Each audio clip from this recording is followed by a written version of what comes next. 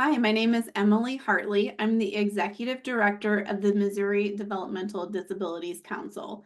I've been the Executive Director since April of 2024, and I joined the Council November of 2018.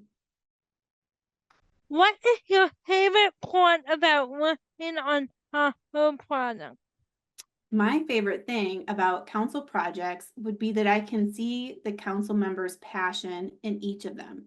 Our reach with projects is wide. It includes education, healthcare, self-determination, interdependence, safety, advocacy, and the rights of people with disabilities. And that's a direct result of the diversity in our council members.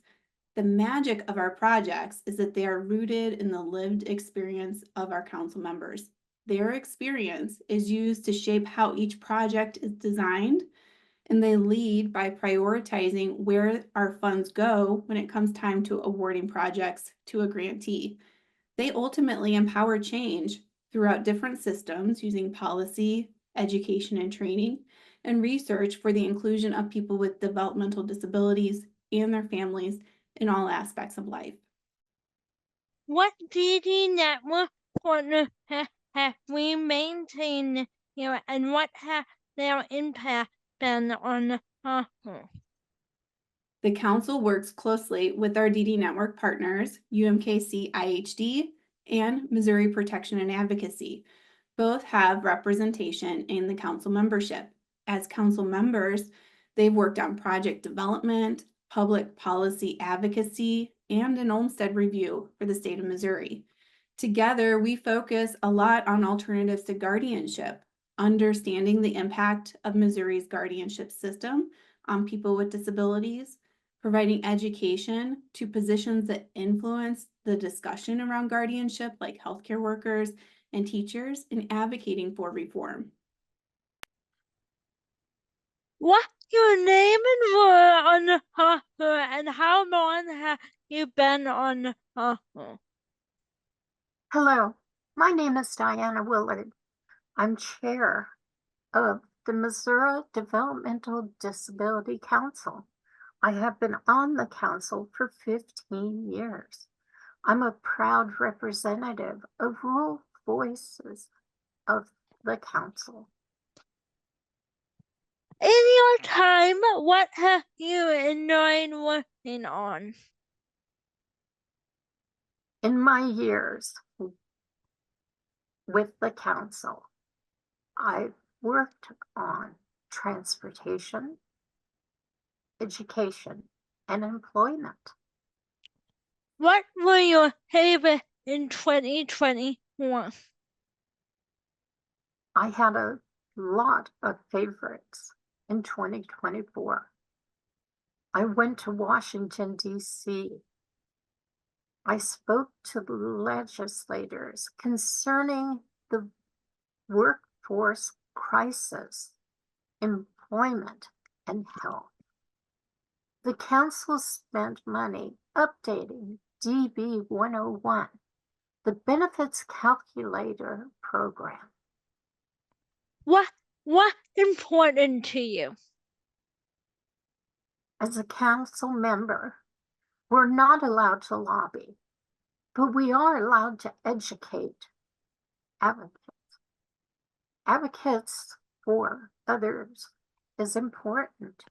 It is important for me to stand up and speak for others, like myself, with disabilities. It is important that we finally get recognized with dual diagnosis. What was new in 2024 that made you proud? Governor Parsons started a master plan and aging work group. There are people with disabilities that have no other family members to help take care of them, to provide them with a quality of life that they deserve. I speak up for those people that cannot speak up. I will continue to do that until I can no longer speak up for myself. When that comes time, I hope you speak up for me. What's your message to other millennials? Next time you see a person with disabilities, say hello. Shake their hand. We are people too. Have a blessed day. Hi, I'm Rachel Baskerville. I am the treasurer of Missouri Developmental Disabilities Council. I have been on the council since November of 2020. What federal dollar amount was MODDC managed in 2021? So the Missouri Developmental Disability Council was granted $1.3 million in 2024. What project did MODDC fund in 2021?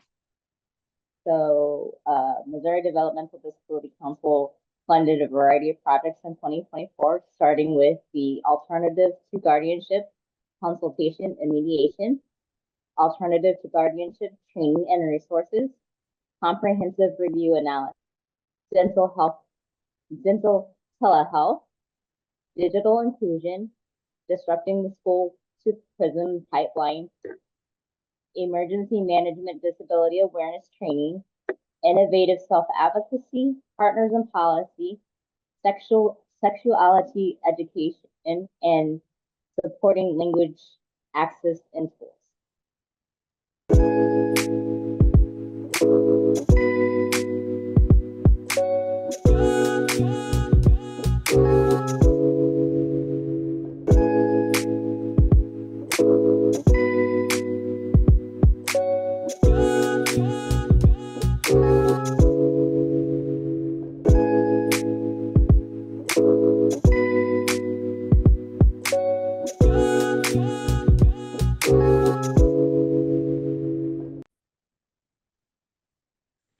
I'm Jennifer Hulme, and I'm the Executive Director for Hulme Resources.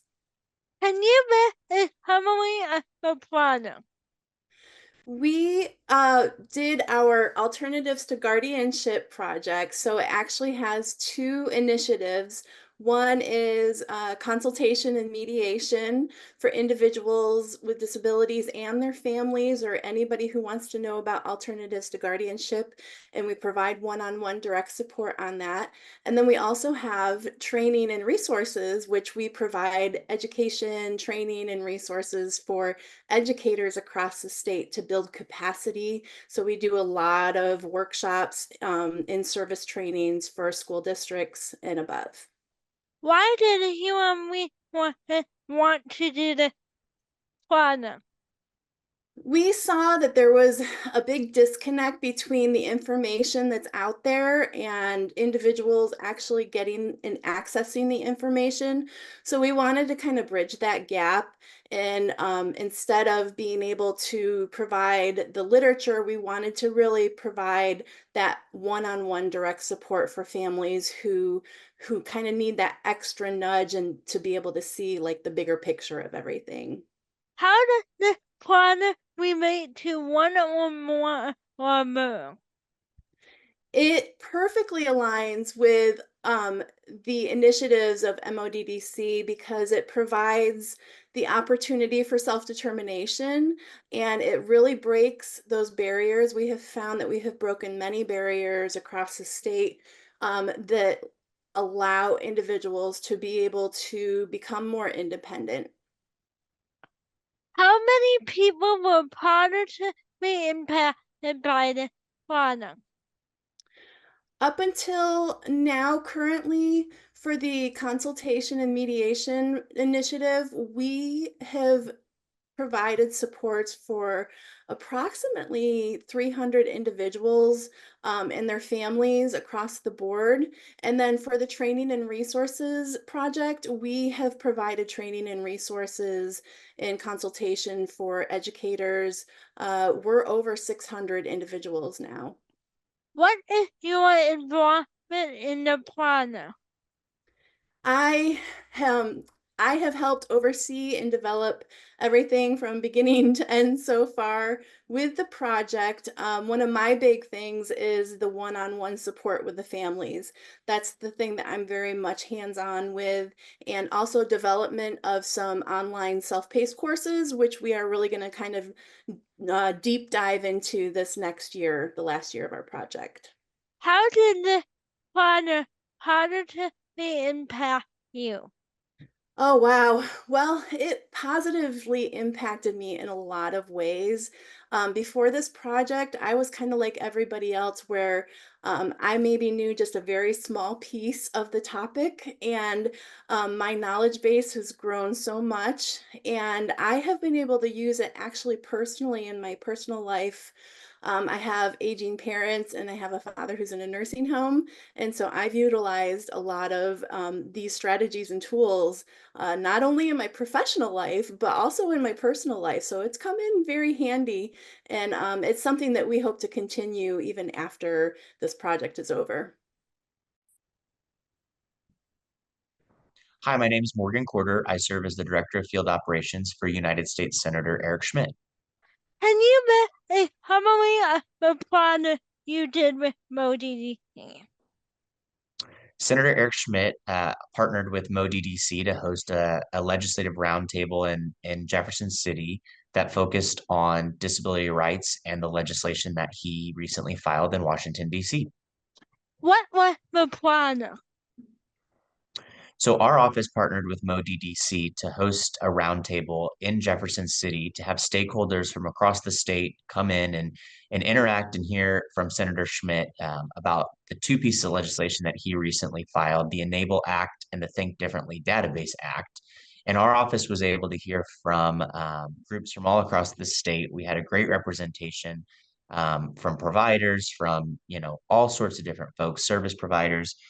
We had members from the Special Olympics Missouri, from Starling, Missouri, MAC DDS, the Down Syndrome Association of Greater St. Louis, Easter Seals Midwest, Missouri Disability Empowerment, Emmaus Homes, the Thompson Center, and Summit Future Foundations all present to Senator Schmidt and hear about the work that they're doing to really empower Missourians with developmental disabilities. And Senator Schmidt was able to talk with them and hear about their concerns. And it was a great day to really just advocate for Missourians with developmental disabilities.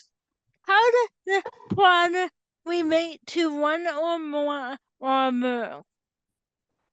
So I think that this project really related to the Missouri Developmental Disabilities Council's goals of really advocating and engaging with policymakers who are making a difference for Missourians with developmental disabilities. And so I know one of the things that Leanne Hahn and I have talked quite a bit about is really engaging with Missouri's federal delegation who are advocating for Missourians with developmental disabilities. And so this project was a great way to accomplish that goal.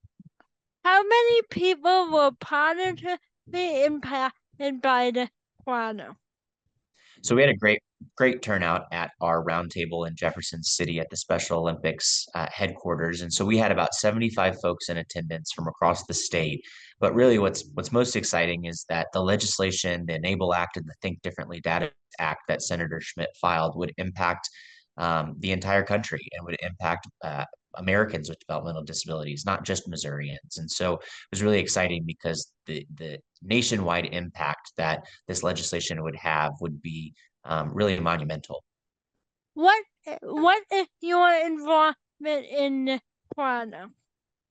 So I was really fortunate to work with Leanne Hahn from the Missouri Developmental Disabilities Council to plan and coordinate the roundtable itself, to go over the logistics and the run-up show, and really make sure that we had voices from all across the state, from all different sectors represented, to really give Senator Schmidt, the opportunity to hear from as many folks as possible who care about developmental disabilities, advocacy, and policy. How did the plan positively impact you?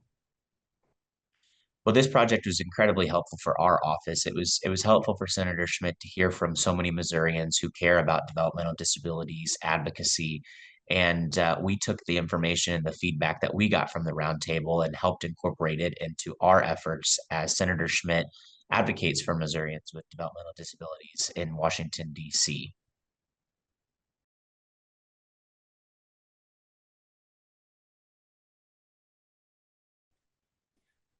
My name is Nicholas Love, and I am the Director of Community Inclusion at the World Institute on Disability, otherwise known as WID. WID is one of the longest organizations that were founded and continually led by people with disabilities. And as my role as the Director of Community Inclusion, I work on global community inclusion, but mostly focused in the United States. And my main job is to work with Disability Benefits 101. Or DB 101, and Missouri has MODDC 101 in your state. Can you how many the project you were on with MODDC? Yes, MODDC has become an incredible partner with the Missouri DB 101, Disability Benefits 101. DB 101 is a user-friendly website where anyone with access to internet can go in and learn about how work and employment go together and get rid of the myths about people with disabilities can't go to work or will lose their benefits or health care when going to work.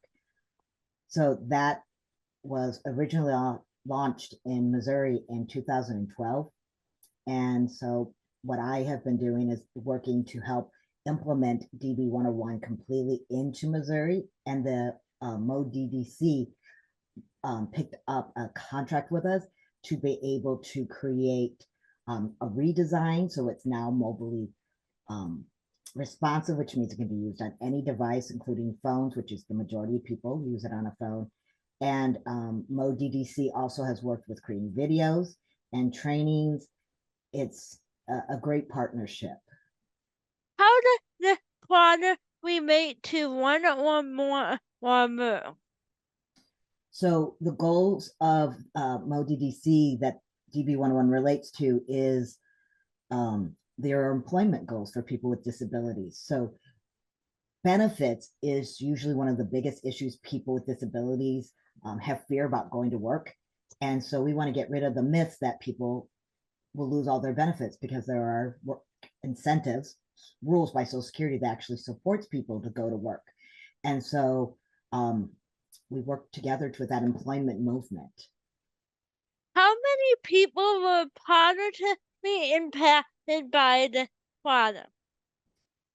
Anyone in Missouri with or without a disability can utilize DB 101 to be able to help themselves understand what their benefits and their employment goals and how to obtain them, as well as their circle of supports, including professionals. So it's really has a very wide reach. Currently, on the average, 3,000 people use it a month. I'd love to see that double or sometimes triple. What is your involvement in the project? My involvement in DB 101 is that I'm the manager of absolutely anything DB 101. So I take care of all the contracts. I take care of relationships with subcontractors to make sure that everything's accurate at all times. Making sure I'm connected to the state to know if there's any changes in any rules or programs that you have there. And my biggest role is to create relationships in Missouri so that more people have access to DB 101, are more aware of it. Everybody has access, they just need awareness. So I just manage everything, and I have been able to create an incredibly great relationship with MODDC, and I've been really happy to work with you guys to implement. We realized that by creating a video on how to use our estimators, which allow you to go in and do scenarios about what's going to happen to you specifically, not just general information. We created a video on that, and there was a 14% increase, and that was due to funding by MODDC and then the promotion of DB 101. So I work with that relationship to keep that going. How did the project positively impact you? Well, myself, I am a person with a disability. I've never been on benefits though, but as my career for over 25 years was working as a disability advocate and making sure that people have the right and the information and support to live the life they want to live. So for me, it is really important to help people with disabilities move out of poverty. No one should be living in poverty because of a disability. And I am a social justice advocate by heart. I am also a Buddhist reverend. So for me, helping people with disabilities get the information they need so they can make the informed decisions to move forward, that's what my path is. That is what makes me happy. I will do anything to make sure people have the life that they deserve to have and get rid of the stigma about employment and people with disabilities in general. Can you introduce yourself, please? Sure. My name is Jennifer Phillips, and I am the Restorative Justice Coordinator for the Missouri Juvenile Justice Association. Can you summary of the project you have been doing with MODDC? Yes, MODDC has partnered with MJJA, and we are a happy benefactor of a grant award for the STOP Restorative Justice Project. This project has been looking at disrupting the school to prison pipeline for ethnic minorities and other students of color who also have developmental disabilities. How does this project relate to one or more or more? So right now, this project is hoping to keep youth in their classrooms as opposed to being suspended or expelled for behaviors or school concerns that might be able to be handled in a different way. So we are providing some more education and awareness to promote inclusivity for those youth and making classrooms a more inclusive place to be. How many people were positively impacted by the project? So right now our project is still ongoing, but the numbers that I have so far are 2,422 people have been touched by the project in some way, meaning they've either participated with us at an event or a training, but 196 individuals have been trained in restorative justice circles and practices to help promote that inclusivity. What is your involvement in the project? So I am overseeing the project as a whole in collaboration with others at MJJA. Liz Ballard is the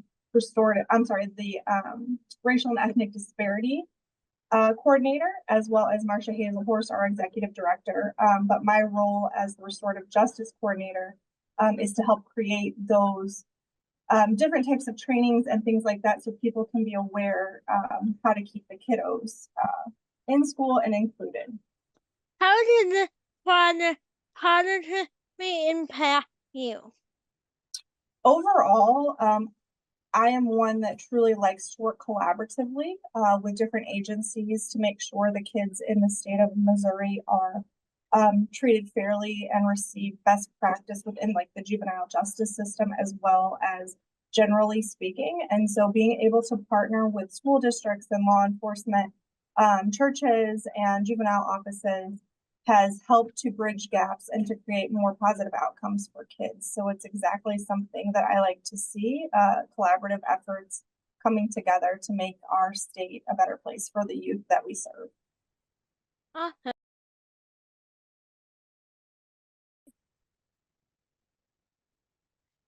Hi, I'm Kathy Faraci with the Association on Aging with Developmental Disabilities, and I'm excited to talk with you about the We Care project. Can you list a summary of the project you did with MODDC? The concept for We Care actually began over 20 years ago when our executive director had the vision of developing a modified CNA training for people with developmental disabilities. As family members age, individuals may take on new roles in needing to provide care and assist in ways they perhaps hadn't before. Years ago, a person we served was in a situation of being expected to give his mother insulin shots without having the training needed to feel skilled and confident in doing so. More recently, another person became the primary caregiver for her mother, which included gaining the skills to assist with transfers. We saw the critical value in family units being able to stay together, but also the need to be able to do so in a safe, healthy, supportive environment. It became apparent that before being able to provide CNA level of care, basic caregiving knowledge and skills, as well as the confidence to step into a mutual caregiving role, was needed, and thus the We Care curriculum was developed. What was the problem? We Care, which is an acronym for Wellness, Education, Confidence, Assessment, and Recognizing Emergencies, is developed for mutual caregivers with a developmental disability to offer basic care and safety training to enhance their confidence and skills in their ability to care for themselves and others. The We Care program was developed through the input of an advisory committee made up of individuals served, family members, and professionals in the field, including medical professionals. We Care is an 8-module curriculum designed to be conducted in interactive groups that addresses what it means to be a caregiver, self-care, supports for families, staying healthy together, home safety, accessing the community, and what the good life means for the person and their loved one. How does the product relate to one or more more? The goal that We Care directly relates to is healthy, educated, and connected people thrive. The We Care curriculum focuses on education, health and safety, and being connected to the community as vital for all involved in the mutually caregiving relationship.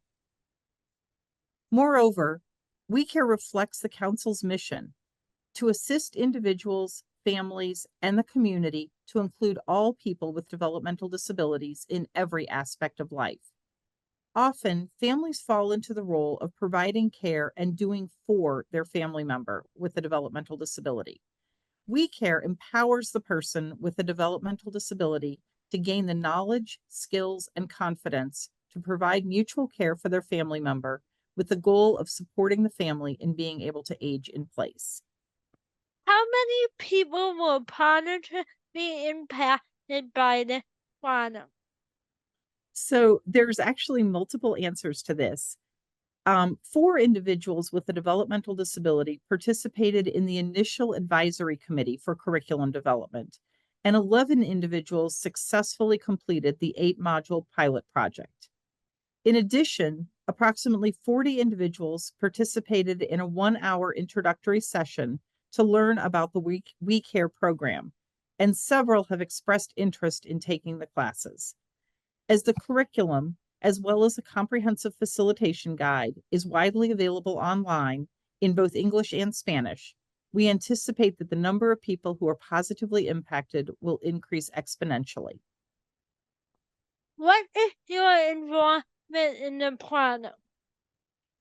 I was involved in the advisory committee from the beginning of the project, as well as part of the curriculum development team. The content for each session was reviewed prior to implementation, as well as after each pilot session to make curriculum adjustments prior to it being finalized. I also had the privilege of preparing and leading the sessions for each module. How did the product positively impact you? This project has positively impacted me in 2 ways. First, I had the privilege of facilitating the We Care sessions. I was able to see engagement, increased knowledge, understanding, mutual care, and support, and confidence in the participants. I also was able to make adjustments in the training to better facilitate learning. Second, when presenting on the We Care project, it became apparent that while this curriculum is specifically designed for people with developmental disabilities who are in a caregiving relationship, it has broad application for all of us. There's information throughout the training that is pertinent for everyone to consider and address as we age. Hi, my name's Lisa Liss. I am the chair-elect for the Missouri Developmental Disabilities Council, and I have been on the council since 2020. How can people in our work be available? Sure. So one of the ways would be to follow our social media accounts to keep track of everything that we have going on. One of the other ways would be to attend Disability Rights Legislative Day in Jefferson City, whether virtually or in person, and that'll be February 26th of 2025. Or you could attend one of our webinars.